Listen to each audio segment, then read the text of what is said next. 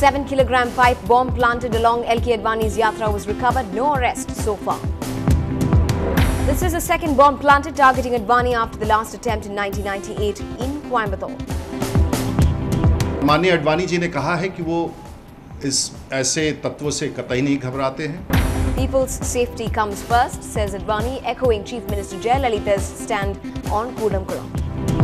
The centre tells the Madras High Court that the delay in disposal of the mercy plea of Rajiv case convicts is not a valid ground to commute their death sentences. And a low pressure is formed between Sri Lanka and the Andhra coast. More heavy rain in store for Chennai and adjoining areas. Welcome to the news tonight on NDTV Hindu this Friday night. I'm Evelyn Matthew, joining you with all of the day's top stories, a quick roundup of the national and the world headlines as well. Fresh controversy in Team Anna, a demand to dissolve the core committee and the need for a new structure is raised. Hegde plans to give it a miss.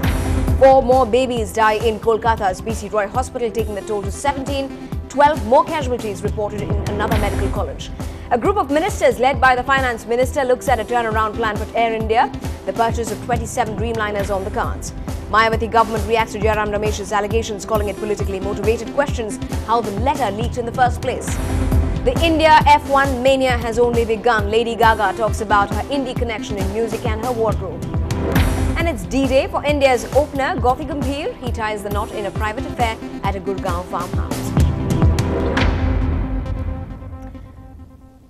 Our top story tonight, an alert Madurai police today found a pipe bomb along the route BJP leader LK Advani was to take for his nationwide Rath Yatra. The pipe bomb was found under a bridge, and ever since the entire area was cordoned off. Advani began the second leg of his Jan Chetna Yatra this morning after taking a 2-day break from Diwali. In fact, the explosive device was a 5-foot-long bomb linked to a 50-meter wire and 4 detonators and batteries weighing close to 7 kilograms. Now, post that scare, his route was also changed. Mr. Advani has dedicated this yatra to promoting public awareness for good governance within the country and the government.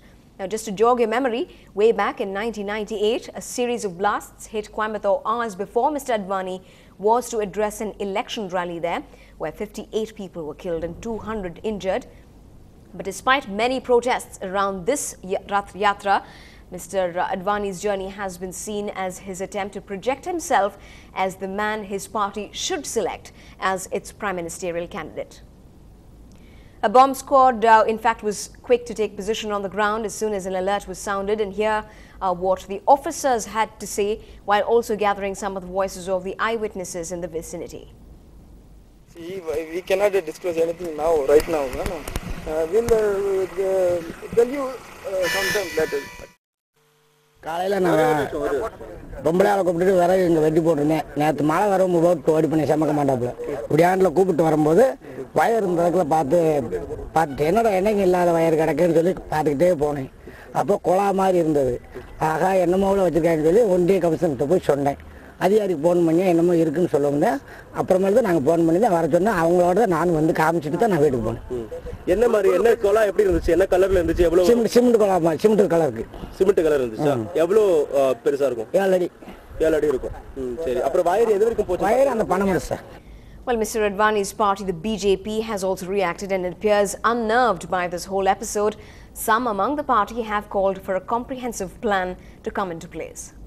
माननीय अडवाणी जी ने कहा है कि वो इस ऐसे तत्वों से कतई नहीं घबराते हैं और उनकी पूरी आस्था और विश्वास है सुरक्षा तंत्र में. Now, while Advani began his yatra only today, he was quick to focus on local issues here, especially the opposition among villagers to the nuclear plant at Kudamkulam here in Tamil Nadu. He attacked the nation's stand on the issue, urging no compromise on the safety and security of the people in the region. While the entire world, including countries which have had the nuclear plants for the development of energy for a long time, they've decided, announced a second view at all those plants, particularly if they are close to the ocean. So there is no reason why India should not adopt the same approach. There has to be caution. In another of our top stories tonight, the Madras High Court has adjourned the petition hearing of the 3 convicts on death row in the Rajiv Gandhi assassination case. The next hearing will take place on the 29th of November. Now, the convicts are seeking the commutation of capital punishment. The court had on the 30th of August stayed for 8 weeks the execution of Murugan, Santhan and Perarivalan and admitted their pleas for commuting their death sentence to life term. The centre has also opposed the clemency petition for the 3 convicts. The High Court stay came as a major relief for the 3 convicts as their execution was then fixed for the 9th of September. My colleague Krishnamurthy gets you a detailed report on the exchange at the court proceedings today. He says that the centre has told the Madras High Court that the delay in disposal of the mercy plea of the Rajiv case convicts was not a valid ground to commute the death sentences of these men. The centre has filed a very strong response in the Madras High Court today against the commutation of the death sentence of the 3 convicts in the Rajiv Gandhi assassination case. The centre stated that the death sentence should be awarded and there is no question of mercy following the rejection of the clemency pleas by the President. The centre stated that a delay in the disposal of the clemency pleas cannot be construed as valid ground for the commutation of the death sentence. The centre stated, and I quote, "However long it may be, it is not a mitigation circumstance or can be construed as a valid ground for commutation of the death sentence and in any event does not reduce the gravity of crime." The centre also noted that there have been many cases in the recent past where parties, MPs, MLAs and retired judges have written to the President of India and the Tamil Nadu government seeking the commutation of the death sentence. The centre again noted that this cannot be considered as a valid ground as all the parties are indulging so only to get political leverage out of it. And finally, one of the most important points which the centre raised today was that if the 3 convicts are awarded life imprisonment, then it will be really unfair for all the families of the victims who died during Rajiv Gandhi's assassination. They stated that if the prisoners, if the convicts are demanding for life imprisonment, then they also cannot have the right to take the life of others. Now, the Madras High Court admitted all the pleas of the centre and posted further hearing of the case for November 29th. Well, political reactions have been quick to flow in. The MDMK's Vaiko, who has been vociferous about this ongoing case for long, has in fact reacted, and here's what he had to say about today's developments. Transfer petition, I have mentioned in the court, a transfer petition was moved before the apex court and the said petition was heard in 2 judges bench on 10th of this month, which was adjourned for 19th of this month. But however, it was listed before a different bench constituting 3 judges. That was mentioned by the senior counsel, Mr. Ram Jethmalani, that already the case arguments were had before a different bench. Immediately, there is 3 judges bench released their petition from their court. So it is likely to be taken up in the same bench which have already heard.